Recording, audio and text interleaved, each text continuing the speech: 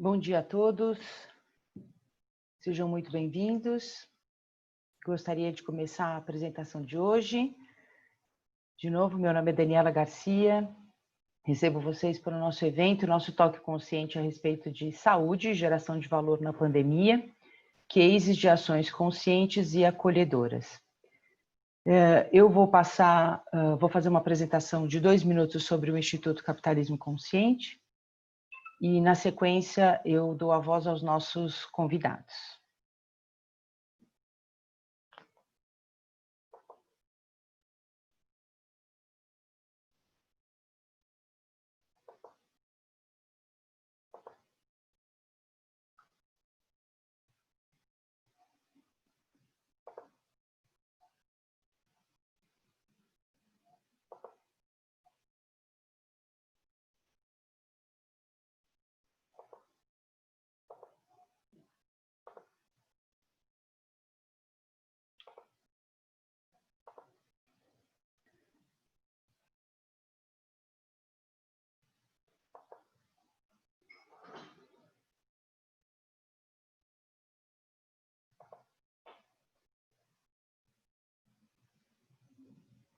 O Instituto Capitalismo Consciente Brasil existe desde 2013 e nós somos uma entidade que existe para ajudar a transformar o jeito com o qual se faz investimentos e negócios no Brasil para diminuir as desigualdades.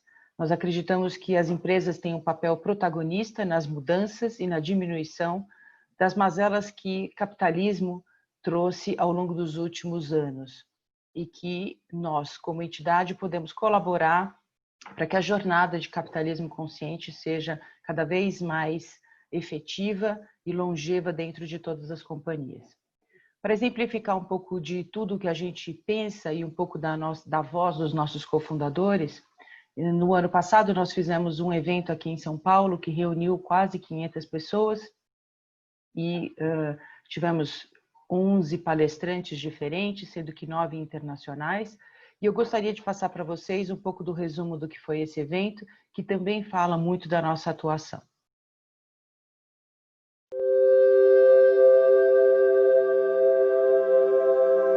At the end of 10 years in corporate communications, my spirit was hungry, my soul felt empty, and I started questioning myself, isn't there more to life? I really had a frustration with the story of business, that business is only about making money, and to do that we use employees, we use customers, we use natural resources. When I went to college, I wanted to make a difference in the world and didn't think business was the way to do it at the time, admittedly. For me, this is a very, very meaningful way of elevating the promise of capitalism with greater consciousness. Government cannot solve these problems. Non-profits, religious organizations cannot solve these problems. Only business can solve the biggest problems in the world.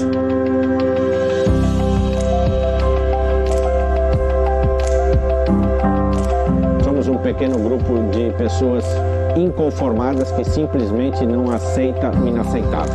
Em 2013, quando eu li o livro, né, a sensação era, cara, encontrei a minha Bíblia, né? Assim, tudo que eu não sou um alien nesse mundo. Here is a tribe of people who are all believing the same thing, and we can tell a new story for capitalism and how it can indeed be a force for good.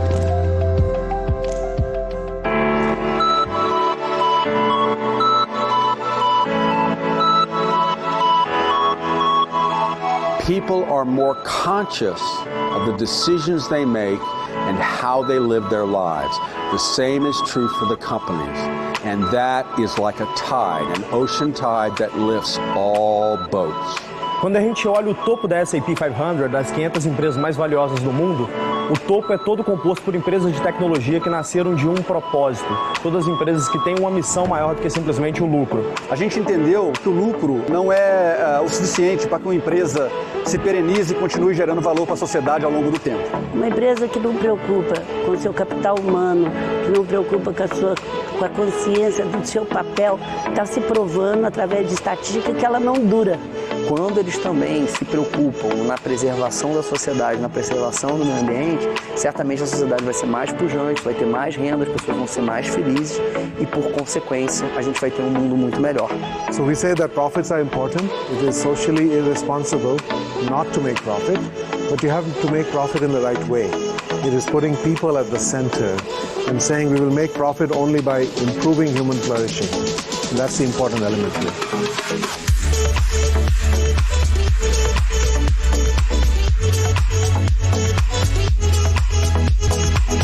Acho que não tem mundo ideal, tem um mundo possível, um mundo melhor, um mundo mais justo. E todo mundo junto, empresários, trabalhadores, poder público, poder privado, todo mundo junto. Everyone who is a stakeholder in your organization must win and must feel included in your success. This is the paradigm by which people practice and perceive all of business, and that it unleashes the potential of humanity to work together to help one another out and create a more thriving world.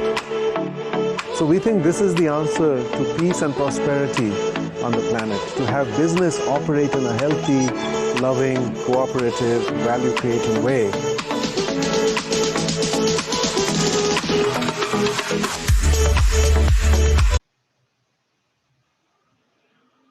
Mais uma vez eu dou boas-vindas a todos que estão aqui. Vou parar de compartilhar minha tela e fazer as nossas apresentações. Muito bem, esse é o Talk Consciente do mês, Saúde, e eu estou aqui com a doutora Mariana Cartacho, médica formada pela Universidade Federal da Bahia, fundou o CAIS, Cuidado e Atenção Integral à Saúde, com o intuito de promover acesso e coerência no cuidado integral e humanizado, do início ao fim, a todos os pacientes. Hoje ela faz parte do núcleo médico do CAIS e atua no Hospital Israelita Albert Einstein, aqui em São Paulo. Junto conosco também, Sérgio Mena Barreto, que é considerado um dos maiores especialistas no mercado farmacêutico brasileiro, tem mais de 30 anos de atuação no setor, 20 anos como CEO da Abrafarma, e tem sido protagonista dos principais movimentos setoriais no varejo farmacêutico brasileiro nos últimos anos. Nas horas vagas, Sérgio escreve livros na área de desenvolvimento pessoal e espiritualidade. Tem 2 obras publicadas e 3 manuscritos em desenvolvimento. E junto conosco, aqui, Ariolino Andrade, um dos nossos conselheiros deliberativos do Capitalismo Consciente, que também é sócio-diretor da Triconsult, Country Manager da Points of View no Brasil, possui mais de 25 anos de experiência no desenvolvimento e implementação de projetos de mudança cultural, estratégica e estrutural das organizações, com foco em empresas familiares. Da sua experiência e vivência com empreendedores e fundadores de negócios, desenvolveu a metodologia Alinhar, do amor a resultado, como forma de trazer um novo nível de consciência a todos na organização. E sigo eu aqui, junto com o Ari, mediando essa conversa, e faço parte do grupo da equipe do Instituto Capitalismo Consciente. Gostaria de convidar a doutora Mari para começar, e, na verdade, o nosso tema para a abertura é que iniciativas e aprendizados essa pandemia trouxe nas atividades de vocês, tanto da doutora Mari quanto do Sérgio, e o que a pandemia os obrigou a transformar, a mudar ou reorganizar suas organizações neste momento, e como é que vocês enxergam como é que as coisas vão acontecer e que legados essa pandemia vai deixar. Oi, Dani, obrigada demais pelo convite.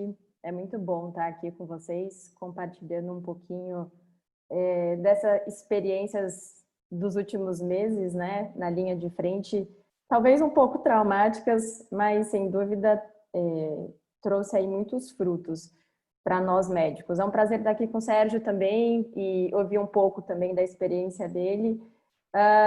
Bom, quando eu ouço essa sua frase, né, o que ficou de aprendizado, a primeira coisa que eu consigo pensar de aprendizado desses últimos meses é que nós falhamos, né? E quando digo que falhamos, eu trago um dado que eu tirei de ontem do site da Universidade Johns Hopkins.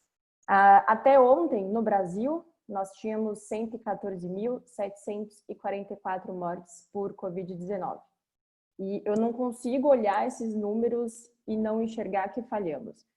Esses números são perdas de pais, filhos, irmãos, e eu acredito que sempre vai ficar a ideia se essas perdas eram perdas evitáveis, né? E quando eu vejo esses números e eu vejo essas perdas, me faz pensar que, ou pelo menos me faz acreditar que as pessoas hoje, elas têm uma consciência do quanto um problema de saúde pode impactar em tudo. Então, essa pandemia impactou na economia, no turismo, no trabalho, e quando você pensa nas pastas dos ministérios, você não consegue pensar uma pasta que não foi afetada. E eu acho importante a gente valorizar isso, justamente para a gente entender qual é o impacto da saúde no mundo, né? E qual foi o impacto que causou uma pandemia. E por isso que eu vejo que o que a gente está trazendo aqui de experiência, o que eu tenho assistido que as empresas têm se renovado e feito durante esses meses de pandemia, eu vejo como uma redução de danos, né? Perdemos, estamos reduzindo danos, mas de que forma que vamos utilizar isso para as próximas pandemias ou para as próximas experiências catastróficas? Porque sim, teremos outras pandemias.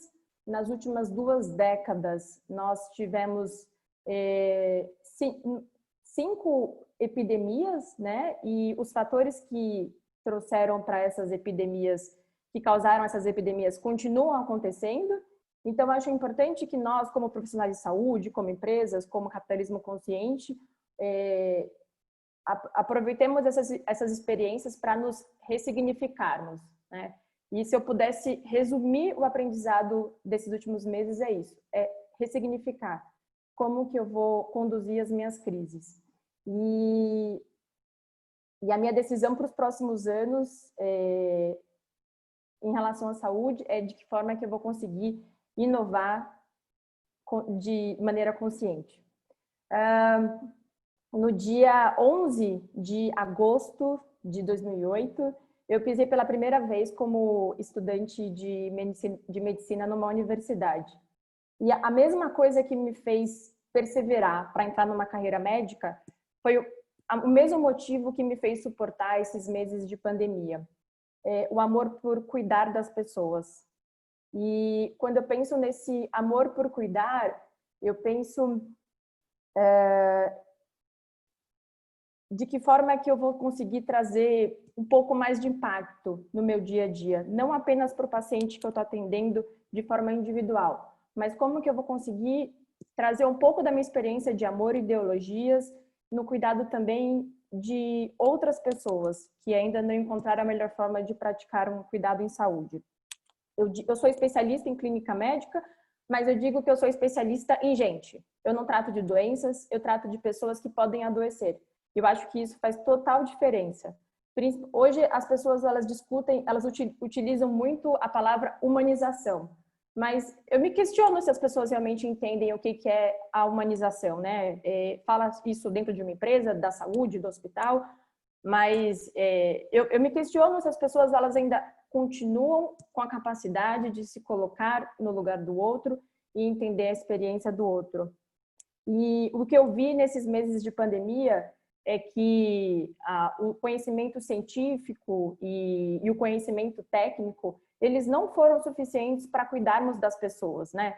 Eu, como médica, o que eu faço, como é que eu faço para tratar uma doença que não tem tratamento e que não tem vacina, né? Então, o meu conhecimento técnico, né, o conhecimento de livros, ele não serviu tanto para eu poder cuidar desses pacientes.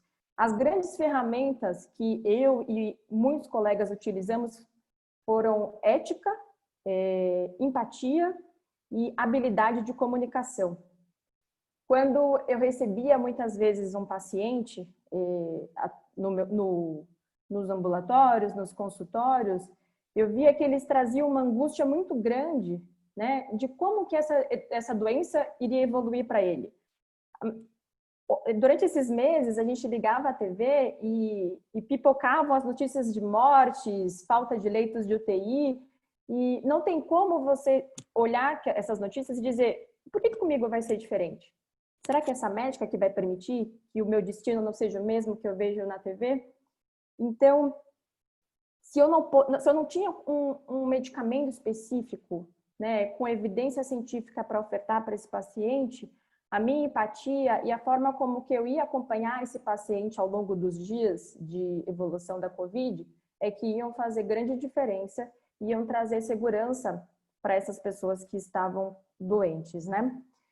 E desde o começo da pandemia, apesar de ter aí um grande interesse, de ser uma grande admiradora do SUS, eu trabalhei apenas no setor privado. Então, no começo da pandemia aqui no Brasil, eu trabalhava no Hospital Albert Einstein e trabalhava também no pronto-socorro do Hospital Oswaldo Cruz. E desde janeiro, estávamos bombardeados de protocolos de como que íamos atender esses pacientes. E a cada semana esses protocolos mudavam, porque uma doença nova é isso. Ontem a gente, olha, vocês precisam classificar os pacientes assim, assim, assim. No dia seguinte, olha, a gente mudou. Agora a gestante é dessa forma, pacientes com câncer a gente vai ter que ter um olhar para isso daqui. A gente viu que na China teve um paciente que evoluiu de uma forma diferente, precisa tomar cuidado com isso. E precisávamos nos reinventar nas atualizações diariamente. E acredito que uma das melhores experiências que eu vivi na pandemia foi dentro do Einstein, em um espaço que eu chamo Clínica Cuidar. Ele é um espaço onde o Einstein cuida dos seus colaboradores e dos dependentes dos colaboradores. E eu tive um retorno muito bom desses funcionários, porque à medida que existia uma grande insegurança da forma como essa doença iria evoluir, quando eles viam que a sua empresa estava cuidando dele e da família dele, estava dando um suporte ao longo da evolução da doença e de monitoramento, eles tinham muito mais compromisso e empatia com aquela empresa que eles estavam prestando um serviço em conjunto, né? E me chamou a atenção, em quantos outros espaços as pessoas elas não se sentem pertencidas nos espaços, nos locais que elas trabalham, né? É como se a ideia de um entregador do Rappi entregar com fome acontecesse em muitos outros espaços, obviamente cada um dentro da sua realidade. E aí eu comecei a pensar o valor que existe quando um funcionário se sente pertencido e cuidado. E essa ideia da Clínica Cuidar e essa experiência me chamou a atenção também em um tipo de cuidado que é valorizado dentro do Einstein e hoje ainda bem em outros setores da saúde, que é a atenção primária à saúde, né? Parece, atenção primária é um nome tão simples, parece uma coisa tão básica, atenção primária parece uma coisa simplória, mas ela é a grande estrela do cuidado em saúde. Acho importante trazer um pouquinho para vocês como que a saúde se divide em níveis, né? Ela se divide em atenção primária, secundária e terciária. E quando eu falo em atenção primária, isso significa o local por onde o paciente entra, né? É um espaço onde a gente consegue tratar de 80% a 85% das queixas do paciente e é um local onde não se fala em doença, é um local onde se evita doença. É um espaço para a gente falar sobre promoção, prevenção de saúde, é um espaço que também vai ter tratamento, se for necessário, e os grandes princípios da atenção primária é que você consegue atender e cuidar de uma pessoa de forma integral. Então, não se trata apenas de uma hipertensão, mas como que essa hipertensão impacta na sua vida. E isso para a gente é importante. E o vínculo com aquele médico, que ele vai ser a referência do seu cuidado, faz uma grande diferença. Quando uma pessoa tem uma dor na articulação, hoje o que eu vejo das pessoas é que elas vão e marcam um ortopedista. Então, acontece diversos erros nisso. Você se dá um diagnóstico, você acredita que aquela dor articular ela tem a ver com ortopedia, você vai no ortopedista e aí você segmenta totalmente o seu cuidado, né? O ortopedista, ele vai ali dar diagnósticos associados à sua especialidade, mas uma dor articular pode ter, existem outras milhões de possibilidades diagnósticas, né? Inclusive dentro da reumatologia, da cardiologia, e é por isso que é importante você ter um médico de referência para que você sempre possa ir, que te conheça, que inclusive veja se essa dor articular não é causada por todas as suas angústias que surgiram ao longo de uma pandemia, por exemplo, e não algo tão orgânico. E que essa referência de cuidado possa servir, inclusive, no momento que você tem uma tosse ou um nariz escorrendo durante uma pandemia, né? Só para exemplificar isso, a importância de você ter um médico de referência, eu comecei a atender os pacientes no começo da pandemia e comecei a pensar o quanto de ligações que eu recebia por dia, do porteiro que trabalha no meu prédio, do vizinho que descobriu que eu era médica, do amigo do meu irmão que trabalha com ele. E o que eu vi em comum dessas pessoas é que elas não tinham uma referência de cuidado, né? E eu conversando com um colega que mora na Dinamarca, que é brasileiro, e eu trazendo para ele, fazendo um brainstorm de ideias que poderíamos ter para impactar na pandemia, eu falei para ele, poxa, eu precisava muito que as pessoas tivessem um espaço onde elas pudessem ligar para quando elas tivessem qualquer sintoma respiratório e não precisassem sair de casa.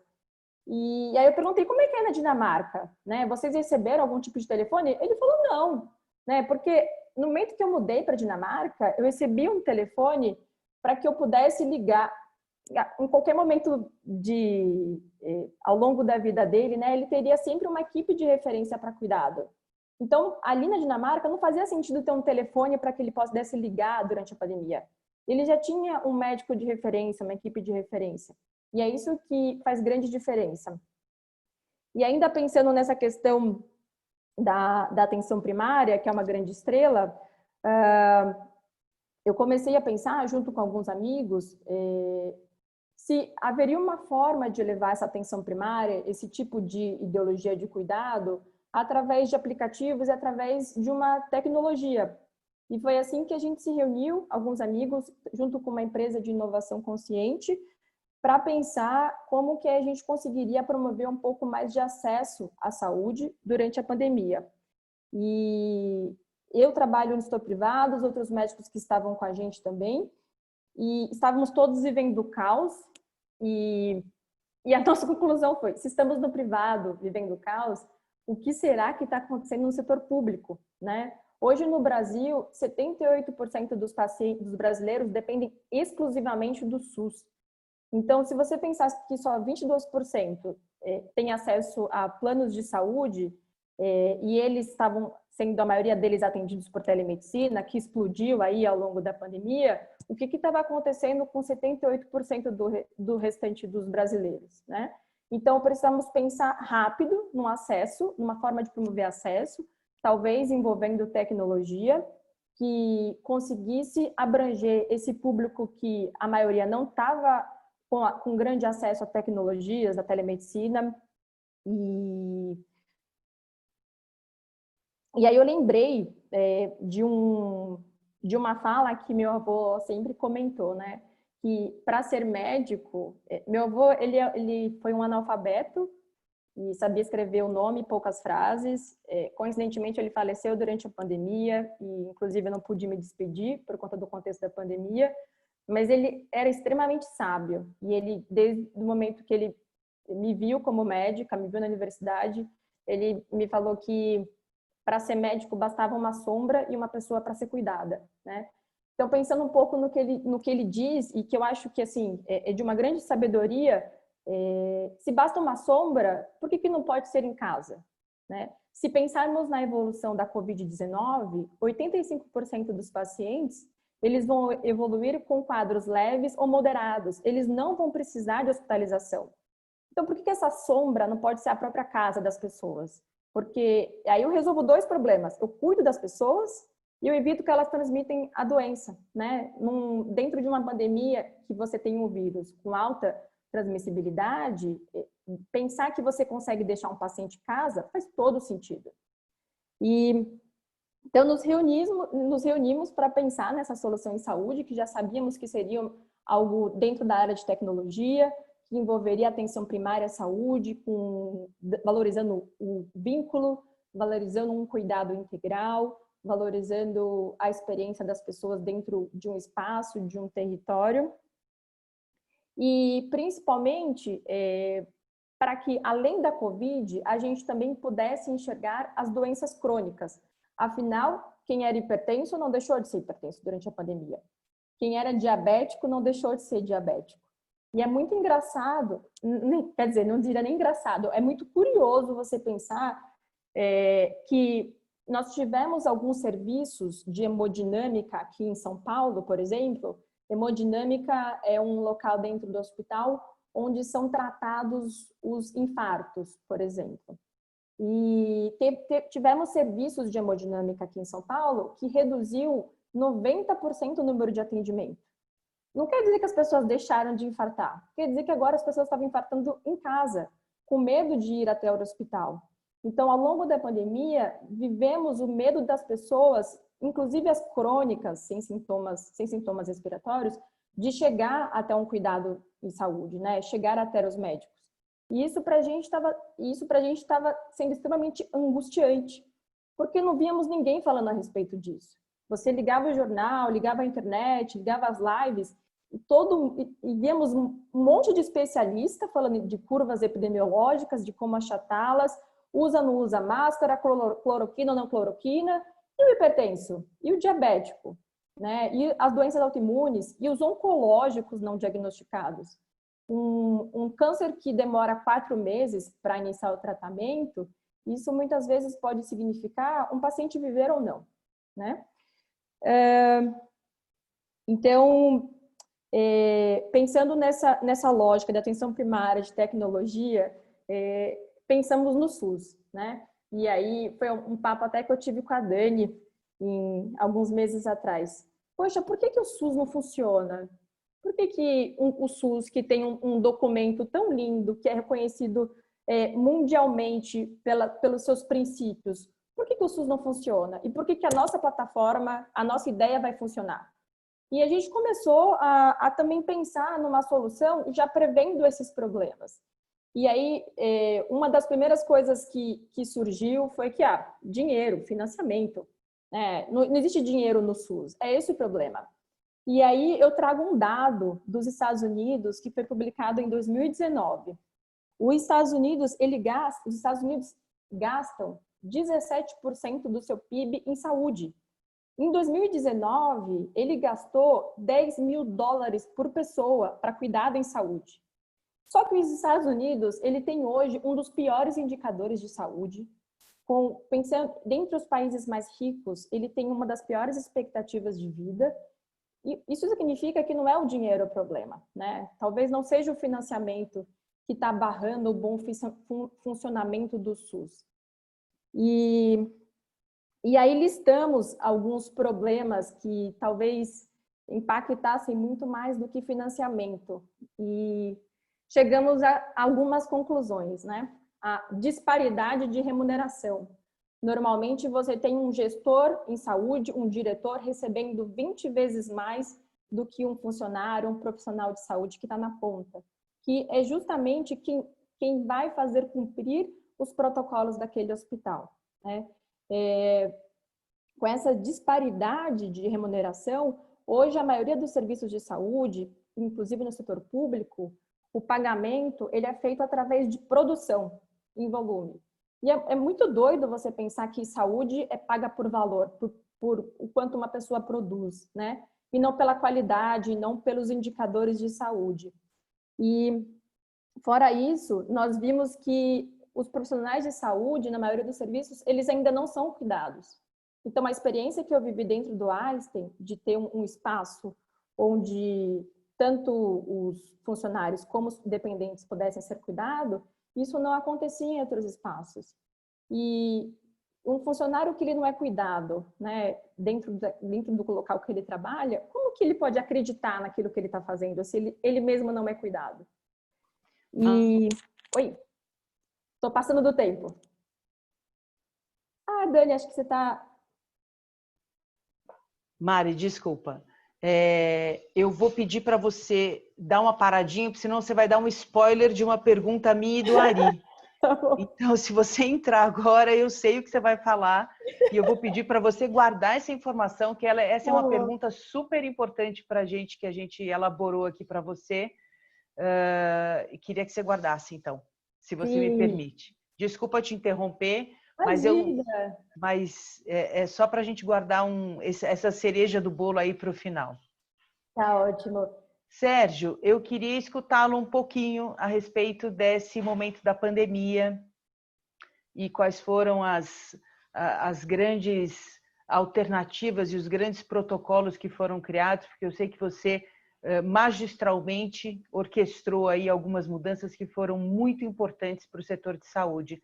Conta para a gente um pouquinho, assim como a Mari colocou, qual foi a sua visão do momento e o que você comandou aí para que a gente possa acompanhar, por favor. Bom dia a todos, em primeiro lugar, né? Obrigado pelo convite, é um prazer estar aqui com vocês. E obrigado aí, Dani, pelo convite, Ari, né? Andrade, que ajudou aí a fazer a ponte, Mari, ótima experiência, né? Estou ouvindo aqui, um prazer te conhecer. E eu preparei umas imagens aqui de apoio só para a gente, vou falar de número, vou falar de algumas coisas, então só para a gente estruturar aqui a mensagem, né? Então, assim, na verdade a gente está vivendo, está no fronte, assim como a Mari testemunhou, a gente está no fronte aí da guerra, né? E a gente está num momento de muito trabalho, né? E na verdade esse momento é um momento de, na verdade, talvez de conclusão de um trabalho que a gente vem realizando aí nos últimos anos, de construção de uma nova farmácia, né? De um novo modelo de farmácia no Brasil. Então, só para vocês entenderem, para a gente poder se localizar, a Abrafarma reúne as 26 maiores redes de farmácias do Brasil. A gente tem uma participação nacional. Então, nós temos 8.300 farmácias na Abrafarma, mas elas representam quase 45% do mercado brasileiro. Então, existe 80 mil farmácias no Brasil e a gente tem 10% das farmácias, 8.000 farmácias, mas a gente tem 45% do mercado. No ano passado, a gente construiu até o Ari ajudou a gente, o Andrade ajudou a gente aí em colocar no papel aquilo que a gente já sabia, mas a gente precisava repensar no legado da entidade, dessas empresas todas juntas. Então, a gente acabou desenhando um propósito novo, né, de ser protagonista, né, na saúde no Brasil através, por meio do desenvolvimento do varejo farmacêutico e dos associados. A gente acabou revisando a nossa carta de valores, de princípios e focando em 5 valores básicos, né? Ética, a gente faz o que é certo da forma certa, cumprindo as leis, a gente defende a livre concorrência, a gente acha que relacionamentos são a base os relacionamentos, a gente estabelece relacionamentos duradouros de confiança, a gente tem as pessoas no centro e são a razão da nossa existência. E inovação, a gente cria soluções inovadoras para desenvolver o setor. Muito mais do que palavras, na verdade, isso é a prática da Abrafarma, né, colocada na vida real. Esse é aquele número que eu citei antes, a gente tem 10% das farmácias brasileiras, mas a gente tem 45% do mercado, essa barrazinha azul aí, da parte de cima aí do mercado. E assim, a maioria das grandes categorias farmacêuticas, né? Então, a gente vende quase 52% de todos os medicamentos consumidos no Brasil. Os produtos de cuidado pessoal, 58% de tudo que se consome no Brasil nessa área. 55% em produtos nutricionais, por exemplo. Então, a gente tem uma participação muito grande em função dessa maneira como essa parte do setor se estruturou. Na verdade, a farmácia está mudando no mundo inteiro, né, gente? Então, a Abrafarma tem uma estrutura muito de valorizar a dissonância, né? Então, a gente tem um ambiente de pressão por inovação constante. A gente tem um programa internacional, que a gente traz uma universidade aqui, a gente faz o maior congresso brasileiro, a gente leva as pessoas para fora do Brasil para ver o que está acontecendo, né? Então, essa é uma prática de muitos anos, né? Por exemplo, as visitas ao Japão, esse foi quando a gente foi a Israel 2 anos atrás, essa é uma grande rede israelense que a gente conheceu, isso foi ano passado para a China. Então, a gente, percebendo o que estava acontecendo no mundo inteiro, a gente entendeu que a farmácia estava num processo de mudança, de transformação. Não era mais aquele estabelecimento de saúde que troca uma caixinha por uma prescrição por uma caixinha, mas que podia ter um papel muito mais nobre na área de saúde. Então, a gente começou um processo de transformação dessa farmácia também aqui no Brasil.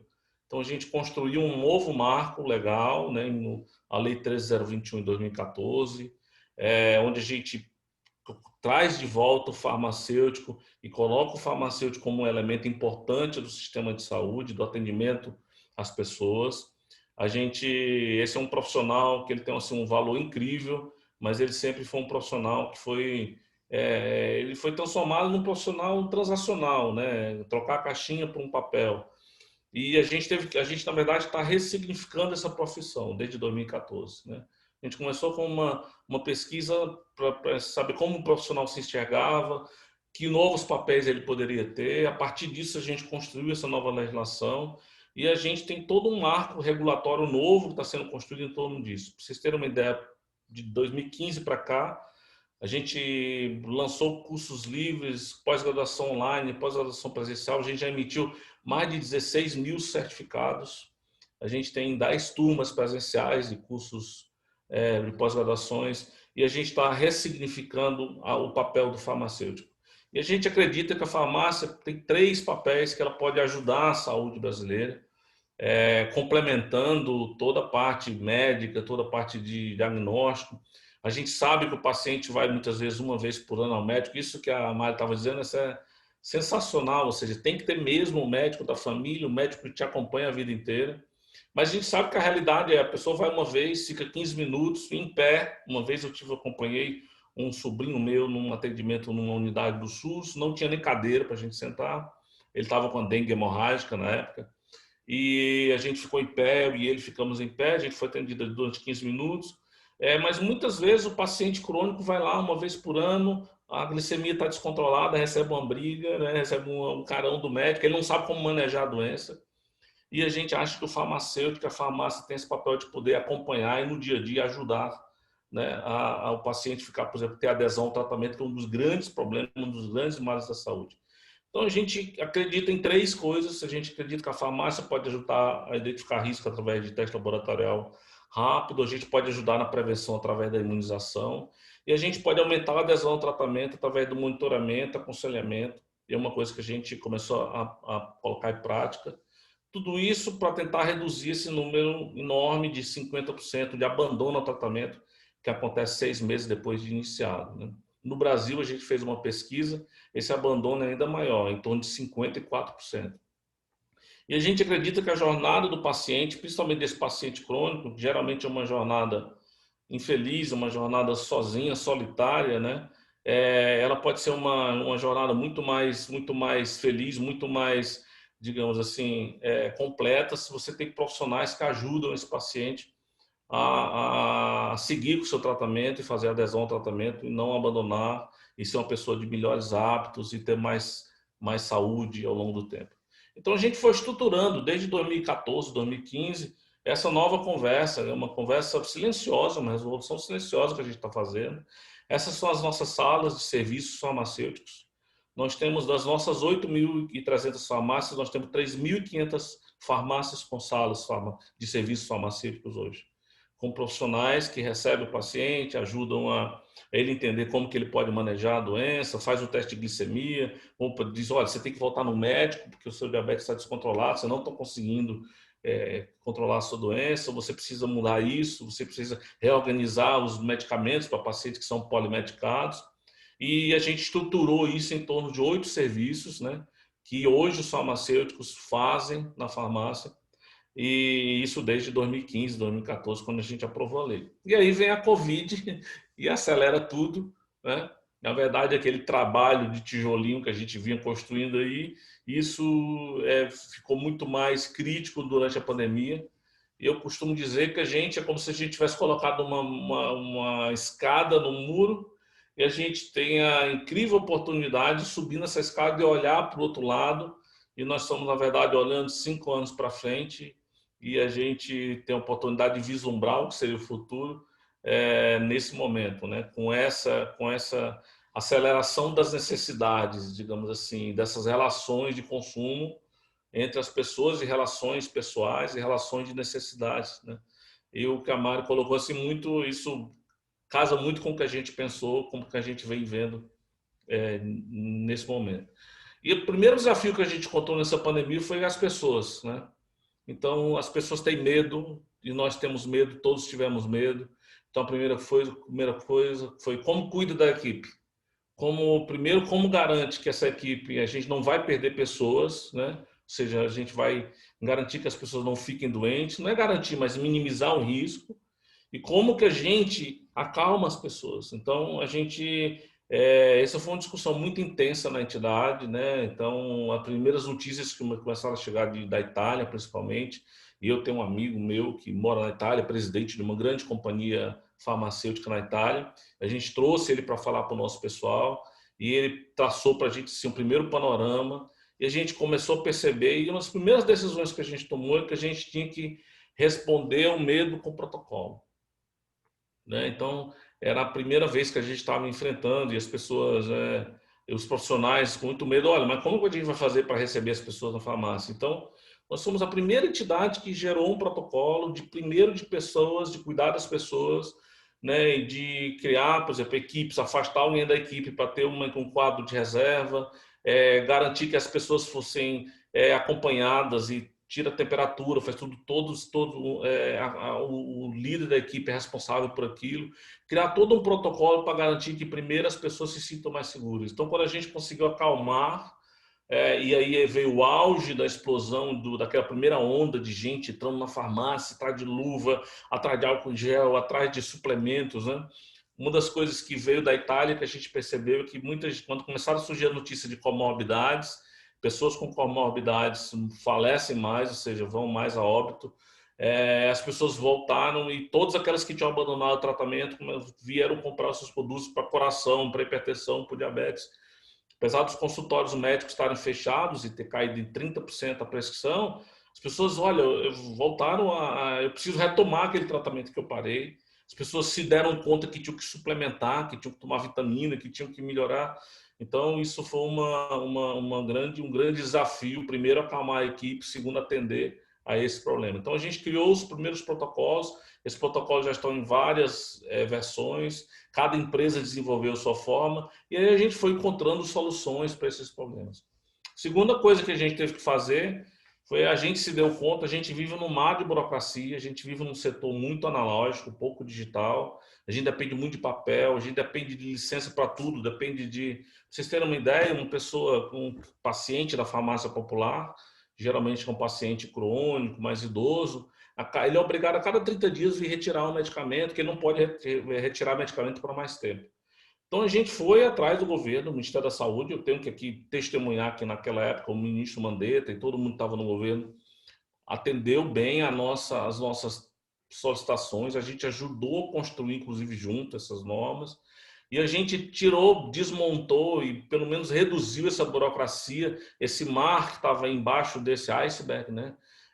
Mexendo em muitos pontos e facilitando. Farmácia popular passou para 90 dias, medicamento controlado, você tem uma receita um pouco mais longa, eu posso fazer delivery disso. Aí surgiu a portaria de telemedicina, que permite prescrição digital e utilizando aplicativo. Então, a gente foi construir com o governo essas soluções para ver se a gente melhorava isso. E eu acho que isso é um dos legados que a gente tem que discutir, como que a gente melhora esse setor através disso, né? Através da redução da burocracia, sem perder segurança, qualidade. A terceira coisa que a gente focou foi o foco na operação. Como eu falei, a gente viveu um primeiro momento de corrida às farmácias, então a gente viveu uma guerra de supply, né? Como a gente chama, uma guerra de supply chain. Então, um grande esforço para não deixar faltar produto, para cuidar das pessoas, para que os processos fluíssem bem. E tudo aquilo que a gente vinha trabalhando nos últimos anos, de transformação digital da farmácia, desse novo cara da farmácia, as salas, os serviços, os processos mais ágeis, tudo isso nos ajudou a ter realmente a focar na operação e a fazer uma operação bem, que funcionou muito bem, que não teve falta de produto para ninguém. E eu costumo usar esse cartoon aí, né? Porque é uma reunião, uma sala de reunião, pessoas dizem, a transformação digital está a anos de distância, nossa empresa não precisa disso tão cedo, e vem a Covid, bum, e derruba a parede e mostra que a gente tinha que ter respostas rápidas. Para vocês terem uma ideia, desses primeiros 7 meses, de janeiro a agosto, e-commerce, delivery cresceu 117%, né? Em valor, em 116% em unidades. Ou seja, ninguém que tivesse preparado para isso conseguiria suportar essa explosão que aconteceu nesses meses de pandemia. Então, a gente teve que utilizar isso de uma maneira muito inteligente. A gente também passou a entregar mais saúde, nesse momento, a todas aquelas salas que a gente tinha montado, o empoderamento do profissional que a gente fez, essa ressignificação da profissão que a gente vinha fazendo, começou a fazer sentido, e as pessoas, e a gente, enquanto outras entidades, outras farmácias, não vou fazer teste rápido, por exemplo. Assim que o governo chamou a gente, vocês precisam fazer teste rápido, eu vou baixar uma norma para que vocês possam, por exemplo, as pessoas que precisam voltar ao trabalho, tem que ver se já desenvolveram anticorpos e tal. A gente implantou de novo um protocolo, desenvolveu toda uma tecnologia, para vocês terem uma ideia, até o último domingo a gente já realizou 558 mil testes rápidos nas farmácias, com toda a segurança, utilizando o profissional para fazer isso com forma muito competente, atendendo o paciente e esclarecendo o paciente. Quem quiser saber mais sobre isso, tem o site testenafarmacia.com.br, tem lá todos os nossos dados, todos os nossos números. E para encerrar, a pandemia foi mostrando coisas assim, além do que a gente imaginou, além do que a gente pensou. E um dia eu estava na sede da entidade e aí eu recebi uma ligação da presidente da Associação dos Magistrados do Brasil, dizendo, olha, a violência doméstica contra a mulher aumentou muito e a gente precisa de vocês. Vamos treinar as pessoas para receber as mulheres vítimas de violência. E aí a gente desenvolveu um novo protocolo, chamamos todo mundo e a farmácia hoje está acolhendo e já acolheu dezenas e dezenas de mulheres que estão sofrendo mais vítimas de violência nos últimos 2 meses. Eu queria só encerrar minha fala com esse último minuto aí, mostrando esse vídeo dessa campanha que a gente tem muita satisfação de estar fazendo. Às vezes o grito de socorro é silencioso e pode vir de um simples batom. Durante a pandemia, as mulheres estão mais expostas à violência doméstica e com menos oportunidades de pedir ajuda pela proximidade com o agressor. Se esse é o seu caso, faça um X vermelho na palma da sua mão e mostre na farmácia ao atendente. A polícia militar será chamada. Você não está sozinha. Sinal vermelho contra a violência doméstica. Então a farmácia é muito mais do que ela era há alguns anos atrás. A gente está numa era de transformação, né, de entregar mais, de fazer parte do sistema de saúde de forma mais ostensiva. E essa pandemia só veio acelerar tudo. A gente tem muita satisfação de estar conseguindo atender a população com muita competência, com muita segurança. Nossa equipe sabendo que está aqui para fazer parte dessa guerra, está no fronte dessa guerra. E é uma satisfação muito grande estar vivendo esse momento. A gente lamenta muitas vidas perdidas, lamenta muito tudo isso que a gente está vivendo, mas, por um outro lado, para aqueles que precisam, a gente está aqui para ajudar. Obrigado aí pela oportunidade de falar. Nossa, nós que agradecemos aí todas as informações, muito impactante essa última ação, né? Enfim, bom, eu vou passar a palavra para o Ari, que vai começar com as perguntas. Obrigada de novo, Sérgio, por estar conosco. Bom dia a todos, já que eu não falei ainda com todos que estão presentes aqui. Eu acho que iniciar minha fala, eu queria iniciar homenageando todos os profissionais de saúde. A doutora Mariana como médica, o Sérgio, o grande trabalho que ele faz à frente dos farmacêuticos, enfermeiros, todos os profissionais que estão diretamente ligados a promoção da saúde. Se existe uma coisa que a pandemia trouxe para a gente, é a clareza e a importância que a saúde tem para cada um de nós, que às vezes a gente não se dava conta, e essa pandemia está escancarando aí essa importância que todos os profissionais da saúde trazem. Então, inicialmente, eu queria agradecê-los, em nome de vocês, a todos os profissionais que estão diretamente focados à saúde. Eu tinha na fala de vocês, eu identifico uma coisa que não estava previsto como pergunta, mas depois eu gostaria até que a Dani ou a gente discorresse um pouco mais, que não vocês estão tratando muito não da doença, e sim da saúde, e que para mim faz uma diferença muito grande, porque tratar a saúde, a gente está no momento de pandemia, é importante sim a doença, né, o foco principal, mas a gente não vive todo o tempo na pandemia. Então, para mim, eu ouço um pouco na fala da doutora Mariana e na do Sérgio, o cuidado que a gente tem para o desenvolvimento da saúde, que para mim é diferente daquilo que a gente normalmente fazia atuando só quando a gente estava doente. Eu tinha uma pergunta para o Sérgio mais focada no propósito e nos valores da Abrafarma, aquilo que eu vi e que vocês trabalharam muito no promoção do desenvolvimento na saúde do Brasil, mas eu acho que você trouxe muito na sua fala, Sérgio, aquilo que vocês já estão implementando, ou seja, porque propósito para a gente, como capitalista consciente, é um dos drivers, é aquilo que vai levar a organização a agir de uma forma diferente daquilo que agia de uma forma anterior, ou no mínimo dar sentido a todo mundo o que de fato a gente está fazendo, que foi o trabalho que a gente fez aí com vocês na Abrafarma. Mas isso você já trouxe quase que certa essa resposta, e eu gostaria então de fazer uma resposta que chegou aqui de um dos participantes, e convidar os participantes também a fazerem as perguntas que vocês quiserem. Eu vou ler essa pergunta para você, Sérgio, que está direcionada para você, e aí passo a minha pergunta para frente. A pergunta é o seguinte: Sérgio, em tempos de grandes cadeias de farmácias, como valorizar e preservar o importante papel do farmacêutico? Tenho a sorte de contar com uma farmácia de bairro ao lado da minha casa, um farmacêutico de 72 anos, que trabalha há 40 anos no ramo e conhece toda a minha família, mas não sinto o mesmo tipo de atendimento nas minhas farmácias de rede. Como resgatar o trabalho tão fundamental desse profissional, que pode inclusive ajudar a desafogar a sala de espera do pronto-socorro? Da Beatriz Veloso.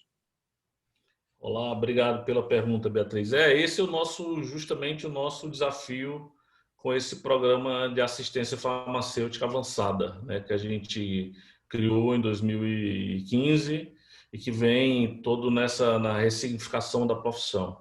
Essa imagem do farmacêutico antigo, velhinho, atrás do balcão, é uma imagem que a gente tem muito, eu tenho muito da minha infância, a gente nas pesquisas que a gente faz, essa é uma imagem que vem, obviamente, não daquele farmacêutico que era aquele da cidade do interior, que prescrevia, que resolvia todos os problemas, porque não tinha médico. E vale lembrar que 1000 municípios no Brasil continuam não tendo médico de forma adequada, né, gente? Mas a gente não está falando daquele profissional, a gente está falando de um profissional que realmente, ao longo do tempo, ao longo de muitos anos, ele, por causa do volume de atendimento e da maneira como os negócios foram se estruturando, esse é um profissional que acabou ele ficando muito assoberbado, né? O farmacêutico da farmácia hoje, ele sofre muito com burocracia, muito. Desde ele tem que preencher tudo, né? Desde o sistema de gerenciamento de produto controlado, a todas as práticas, todos os POPs. E ele é um profissional assim, que ele é um profissional que ele acabou ao longo do tempo virando um profissional da burocracia. Então ele acabou se afastando o profissional que efetivamente cumpre todas as normas que a Anvisa exige, que as vigilâncias locais exigem, que a gente precisa para um procedimento de uma farmácia com procedimentos montados, com toda uma legislação a ser seguida. Ele não tem tempo para nada, ele não tem tempo para ficar no atendimento. Para vocês terem uma ideia, hoje, nas farmácias da Abrafarma, nós temos 8.000 farmácias, 26.000 farmacêuticos. Nós temos mais de 3 farmacêuticos por loja para poder dar conta dessa demanda. Então, quando a gente conseguiu retirar um pouco, 1 ou 2 profissionais, alguém tem que ficar responsável realmente pela burocracia, mas tirar 1 ou 2 profissionais, ou redistribuir esse trabalho, automatizar mais os processos, para deixá-lo mais em função de atender as pessoas, cuidar das pessoas, se voltar para fazer um acompanhamento mais do tratamento, né, daquela pessoa que precisa.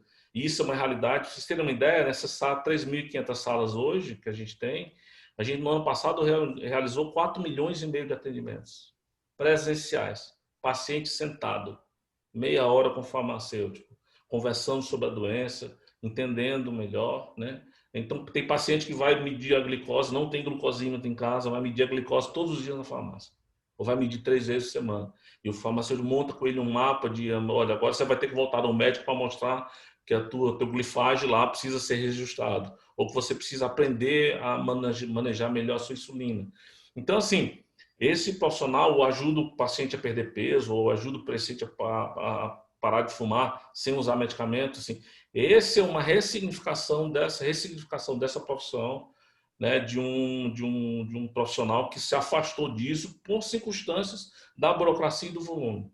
A gente está falando assim, nós fazemos 940 milhões de atendimentos por ano nessas 8.000 farmácias. Gente, isso nós estamos falando de 2 milhões de atendimentos, 2.300.000 por dia.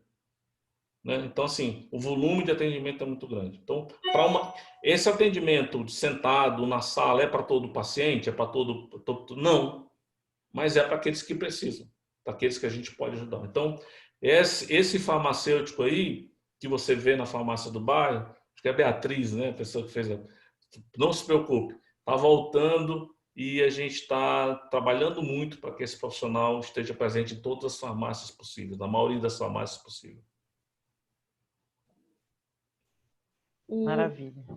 Eu queria só fazer uma complementação rápida para a Beatriz, que ela trouxe um ponto super importante de como que o antigo farmacêutico auxiliaria para desafogar o pronto-socorro.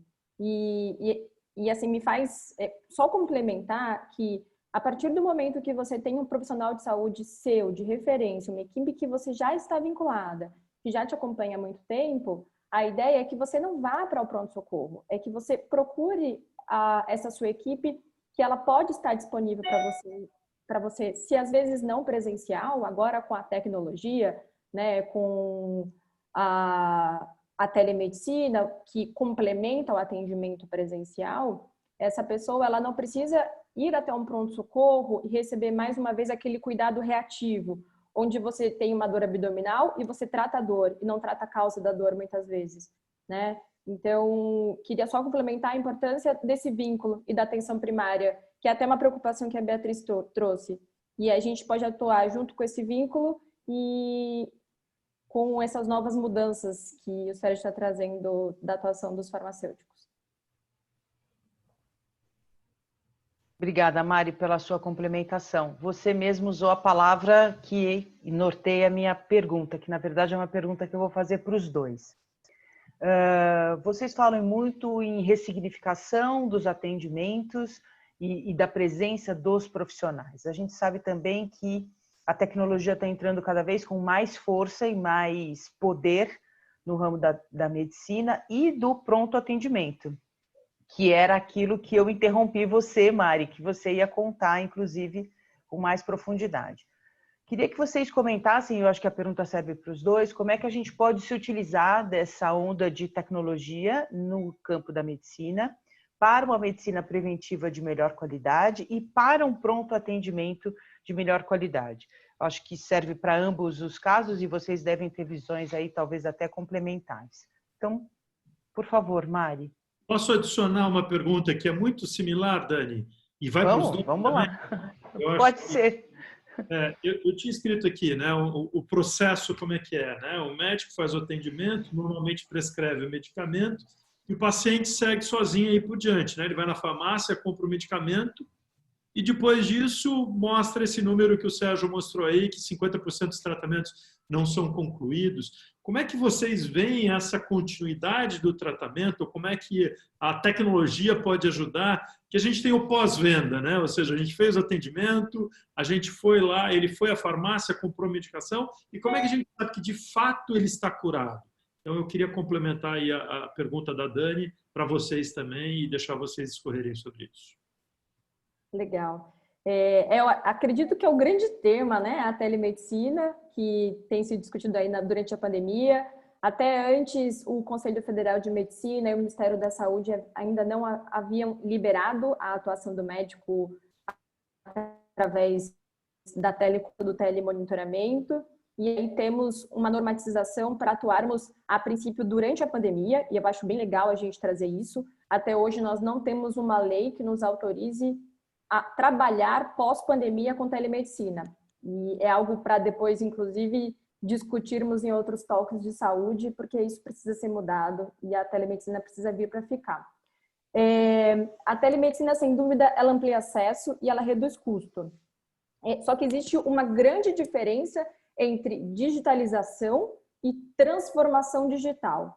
O que eu tenho visto muitas vezes é as pessoas trazerem os mesmos erros que acontecem dentro do hospital e trazer para o mundo virtual. E eu acho que isso não é transformação digital, né? A telemedicina, ela não pode pegar o modelo antigo e trazer para o ambiente virtual. É como se a gente pegasse o iOS 13.6 e tentasse rodar no iPhone 3GS lançado em 2009. Não vai funcionar. Então, acho que a ideia é a gente aproveitar essa ressignificação, né? Onde a tecnologia está sendo muito mais utilizada no cuidado, para que a gente saia de uma medicina hospitalocêntrica e reativa, para que a gente parta para uma construção de vínculo e para a prevenção da saúde. Quando eu penso em tecnologia de saúde no pronto-socorro, eu acho que a gente precisa ter cuidado para que a gente não entenda que urgência e emergência é possível tratar à distância apenas, né? Então, o infarto, hoje ele não consegue ser visto só através de uma consulta à distância. Obrigatoriamente, a gente precisa que esse paciente ele compareça presencialmente. E aí a tecnologia, ela pode entrar no começo desse atendimento. Então, a gente tem alguns países do mundo, a França, por exemplo, onde o AVC, ele começa o atendimento através da telemedicina na casa do paciente. Quando um familiar ou o próprio paciente entra em contato com o serviço de saúde, ele já é ligado a uma equipe especialista em AVC, quando ele traz alguns sinais que já são mais específicos, e a partir daí ele começa a receber o atendimento dentro de casa e no transporte. E eu acho que isso, a tecnologia agrega muito. Ela vai complementar o que já existe de presencial e ele vai ajudar, e a tecnologia vai ajudar na tomada da decisão do médico. Hoje, com a quantidade de dados que produzimos em relação à produção científica e até os dados dos nossos celulares, para que uma clínica, continuasse atualizada para atuar da melhor forma e da forma mais personalizada para o meu paciente, eu precisaria estudar 21 horas por dia. Não faz sentido. Então, eu preciso da tecnologia, da inteligência artificial e da Big Data para que um computador ou uma plataforma me traga, inclusive, informações para me ajudar na tomada de decisão, né? Para que eu consiga cuidar desse paciente da melhor forma. E eu até brinco que esse cuidado que a gente tem que ter em relação à digitalização e transformação digital é como se a gente estivesse dirigindo, olhando para o retrovisor, né? Então, a gente precisa olhar para frente. E o acompanhamento das doenças crônicas, elas também são muito impactadas pensando no telemonitoramento. Vou trazer o exemplo de um paciente hipertenso. O paciente hipertenso, o ideal é que ele seja visto no mínimo 4 vezes por ano. E um paciente que você já tem vinculado, que você já conhece, você pode muitas vezes dispensar alguns atendimentos presenciais e optar por restante do monitoramento através do atendimento virtual. O próprio paciente, ele pode ser mais participativo do seu cuidado e relatar sintomas e uma glicemia, por exemplo, através do aplicativo, né? E aí você faz com que antes só acontecia uma vez por ano, aconteça de uma forma muito mais contínua durante o ano todo.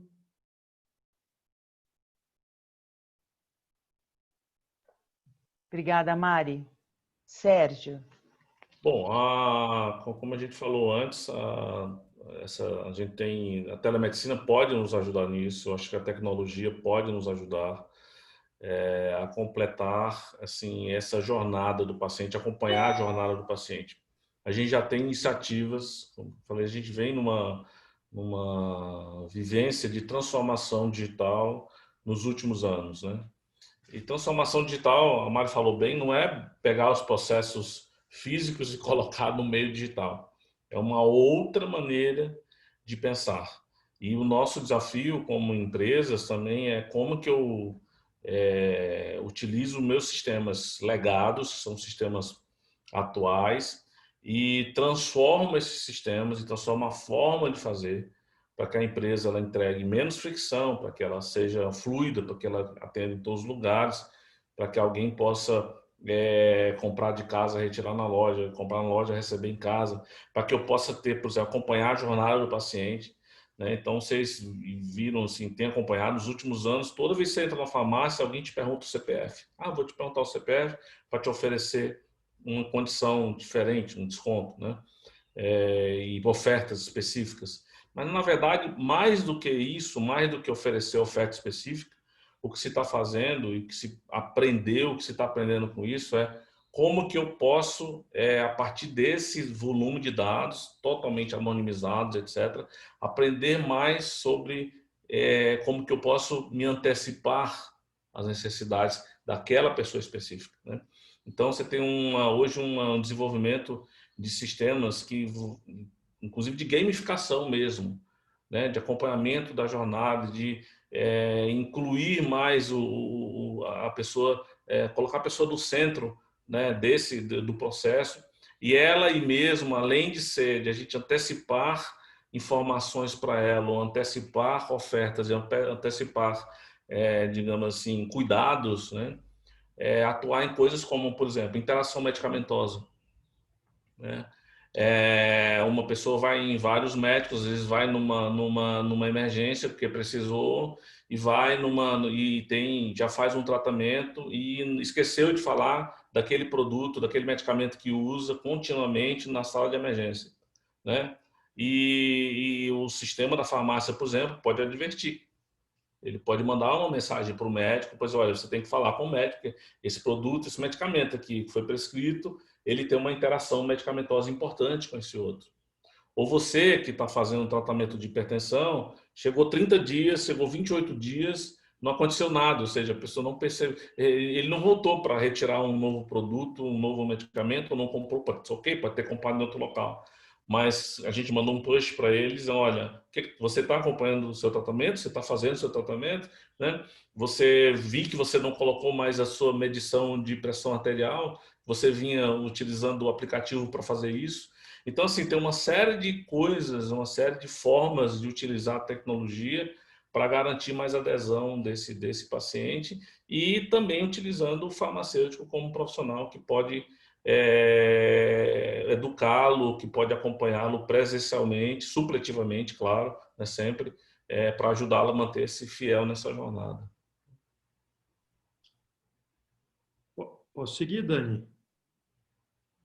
Mário, eu queria uma pergunta mais focada em você. Quando eu ouvi você falar, você trouxe algumas palavras como ética, empatia, habilidade de comunicação, como algum dos fatores que são necessários aí no desenvolvimento ou no atendimento. Eu, para mim, traduzo isso como amor. Então, como é que a gente toca este amor dentro do atendimento médico aos seus pacientes? Não que não tenha. E aí vem uma dúvida técnica aqui que eu gostaria que você falasse um pouco mais.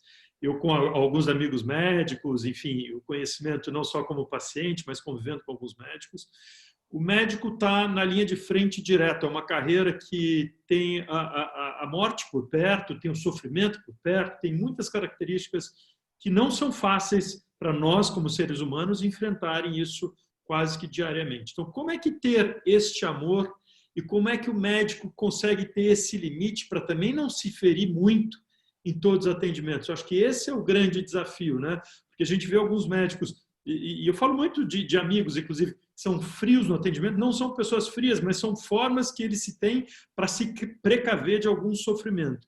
E eu acho que nesse momento de pandemia isso está muito exposto também, né?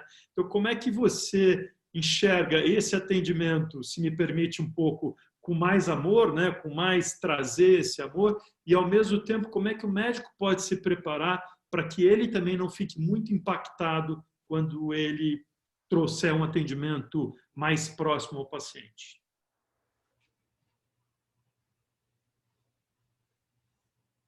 Bom, eu vou começar pela última pergunta. Como é que o médico faz para não surtar durante a comunicação de tantas mortes?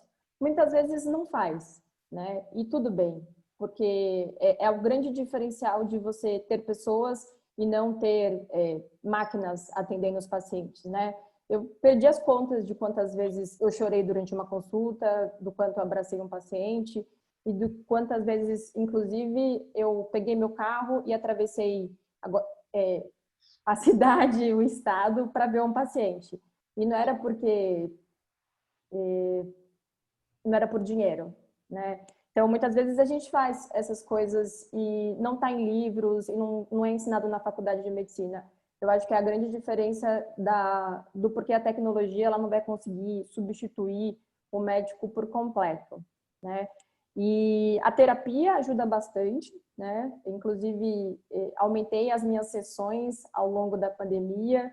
A minha terapeuta me perguntou como é que eu me definia ao longo desses meses. E eu trouxe para ela que eu me sentia que em fevereiro eu tinha recebido um cilindro de ar comprimido, tinha mergulhado, e março, abril, eu estava vendo que o cilindro estava acabando o ar e ninguém me dava autorização mais para subir. E chegava junho, eu, gente, estou aqui embaixo ainda, alguém vem me buscar. Então, a terapia, as discussões junto com a equipe também ajuda muito. Ter um gestor super presente e que reconhece o momento de, muitas vezes, você descansar também é super importante, né? Hoje a gente já tem diversos cursos que é possível treinar o profissional de saúde para comunicação de má notícia e de muitas vezes conseguir colocar um pouco de limite, né? É diferente você ter empatia e você também se envolver totalmente e às vezes isso interferir na sua conduta, né? No momento que você precisa ser um pouco mais racional e por mais que você tenha emoção, você precisa estar treinado para tomar uma boa decisão técnica, né? E esses cursos têm ajudado bastante. Eu gosto muito de paciente grave e antes dessa pandemia era uma área que eu atuava bastante. Então esses cursos eles foram me trazendo essa habilidade. Amor, eu acredito que ou o médico tem ou ele não tem área. Eu não vejo de uma forma diferente, né? Ainda existem profissionais da área da saúde que optam por essa carreira, não por amor, por outras causas. E, infelizmente, eu não vejo como isso surgir. Mas algumas coisas a gente treina. Ética se ensina e ética se treina. Empatia, sim, é possível você construir dentro da sua equipe e habilidade de comunicação também, né? Então, eu iria para esses lados, em instituições de saúde, equipes e gestores que estejam preocupados para construir meios de garantir essas três coisas e treinar isso com a sua equipe. Mas, infelizmente, amor não tem o que a gente fazer. Acho que faltou alguma pergunta? Não? Estava ótimo, porque, na verdade, quando você fala isso, você fala quem está cuidando dos médicos, né? E você já trouxe a resposta também, porque alguém precisa cuidar dos médicos ou de quem está na linha de frente. E as pessoas, elas esquecem que os profissionais de saúde também adoecem, né? E a gente também esquece de se cuidar. Então, é bom que tenha alguém atento a isso. Obrigado, Maia. Quer seguir, Dani? Não, pode fazer só a última pergunta para o Sérgio, que eu acho que tem a ver com os top 5. O Sérgio é uma pessoa polivalente, tem várias linhas de frentes aí que eu sei que o Sérgio atua. É uma pessoa muito focada no humano. E outro dia eu fiquei sabendo, não foi nem ele que me disse, que o Sérgio começou a carreira dele, parece que em RH, desenvolvendo pessoas.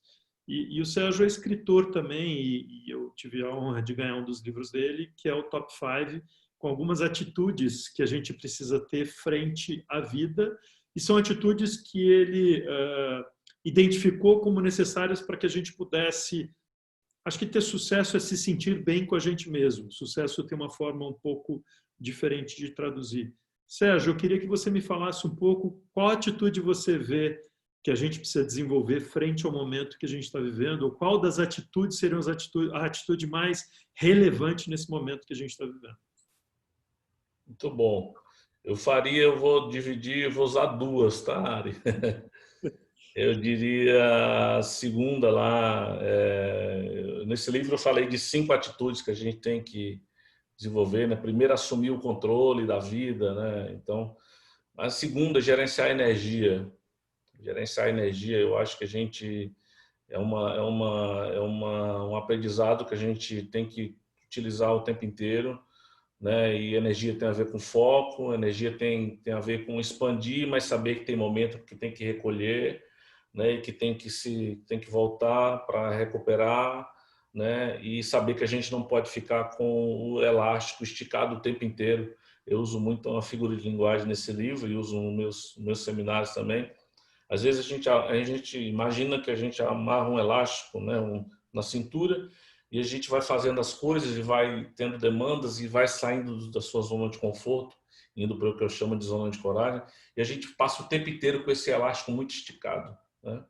E isso desgasta, isso a gente precisa retomar, voltar. Então precisa ter muita sabedoria nessa gestão da energia. Quando eu comecei falando que a primeira coisa que tem que fazer foi gerenciar o medo, né?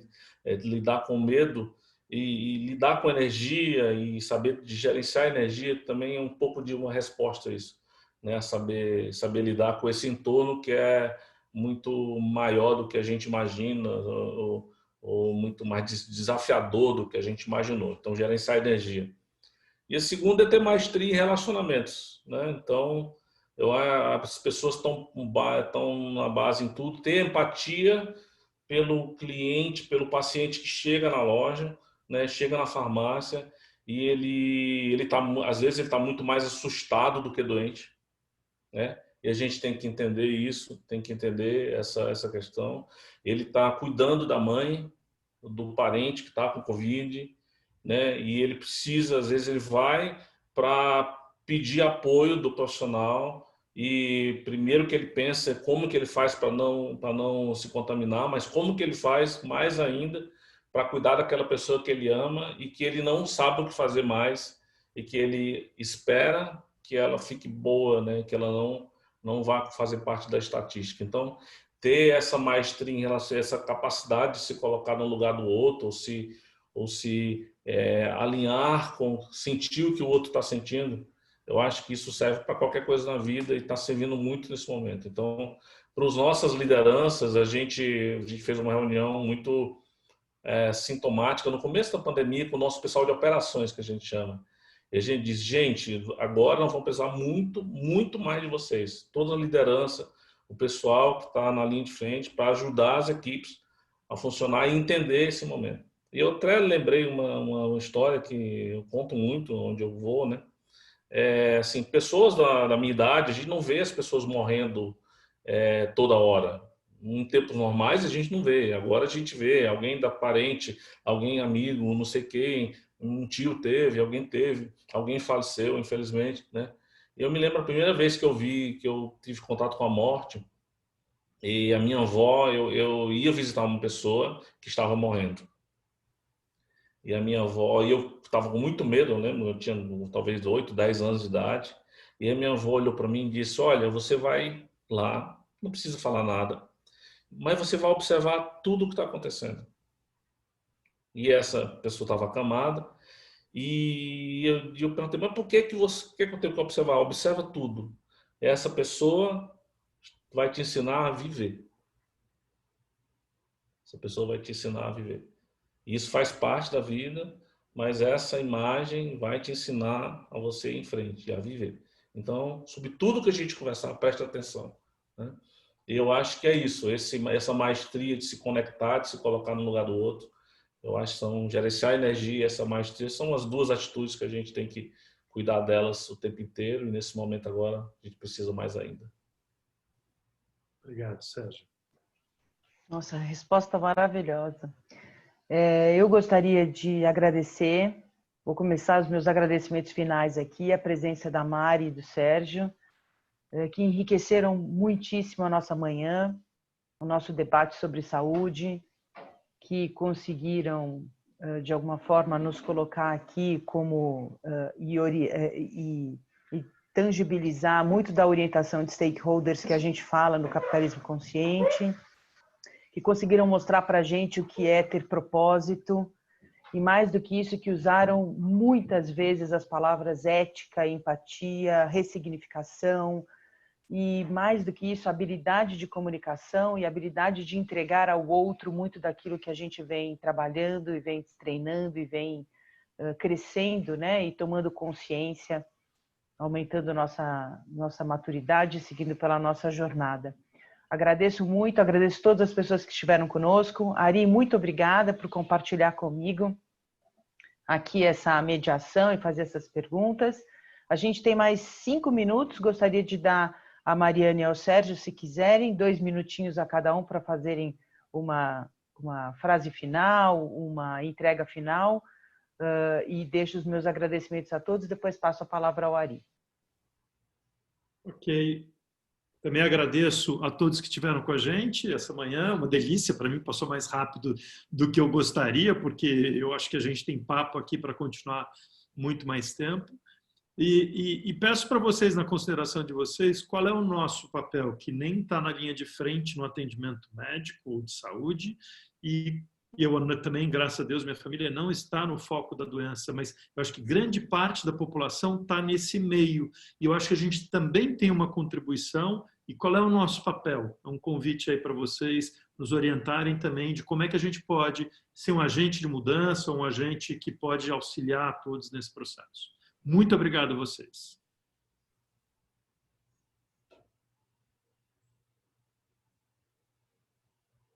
Acho que a Mari está desligado no celular. Bom, como que vocês podem ser grandes mudanças? Eu já acredito que vocês são, por estarem associados ao capitalismo consciente. Acredito que isso faz toda a diferença. E cuidem das suas equipes. Quando eu penso nas consequências que tivemos aí durante essa pandemia, cuide um dos outros. O meu condomínio conseguiu montar um fluxo para cuidarmos um dos outros, e eu acredito que a gente teve muito sucesso. Então, eu pensaria meu condomínio como uma empresa. Então, cuide da equipe de vocês. Na minha fala final, eu vou entregar para vocês a nossa solução. Eu tenho um slide para mostrar para vocês ao que chegamos depois de nos reunirmos médicos com uma empresa de tecnologia. Acredito que a gente chegou a um produto final muito legal e espero que vocês ouçam ainda falar muito sobre ele e que a gente mais para frente tenha espaços para falar a respeito disso. E já estou aqui já pensando os encontros que terei, inclusive com o Sérgio, né? Acho que a articulação da rede faz todo sentido quando a gente pensa em cuidar em saúde. Vamos compartilhar aqui rapidinho com vocês. Vamos lá, pera lá. Engraçado que quando a gente estava ensaiando, eu falei, poxa, vou testar esse compartilhamento de tela para não errar na hora. Mas não teve jeito. Cadê ela aqui? Deixa eu... Opa, foi. Foi? Aí, vamos lá. Bom, ao longo desses meses nós chegamos ao CAIS, ao Cuidado e Atenção Integral à Saúde, e o CAIS ele é uma transformação digital com uso de telemedicina, focada no modelo de atenção primária, que eu pude introduzir um pouquinho aqui para vocês, que visa a integralidade, que a gente tem como objetivo melhorar a experiência digital dos pacientes nessa jornada de cuidado, e que a gente espera que essa jornada seja muito mais constante, né? Como o Sérgio falou, eu não quero pessoas cuidando de saúde uma vez por ano. Não se fala de saúde uma vez por ano, se fala todos os dias. Se fala, inclusive, nos espaços de trabalho. Esperamos ter uma equipe de funcionários que também seja cuidada, que tenha remuneração dos serviços baseada em valor, que isso para a gente faz total diferença. E, por consequências, ganhamos pacientes muito mais ativos no seu cuidado, com mais oportunidade de prevenção e promoção de saúde em um sistema sustentável. É isso.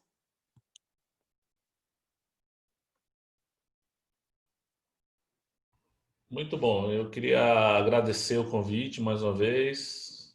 Daniela, Ari, Andrade, muito obrigado. Mari aí pela parceria. Estava pensando nisso, mas depois nós vamos ter que conversar. Depois, quando você estava falando no meio do caminho, eu acho que tem muita coisa para a gente complementar e fazer juntos aí.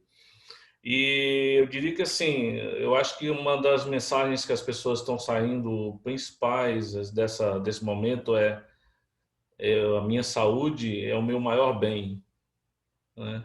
A gente corre muito atrás de resultados, de realizações, a gente corre atrás de, sei lá, metas, coisas que a gente quer realizar na vida, mas a gente às vezes não se dá conta de que a saúde é um bem assim incrível que a gente tem.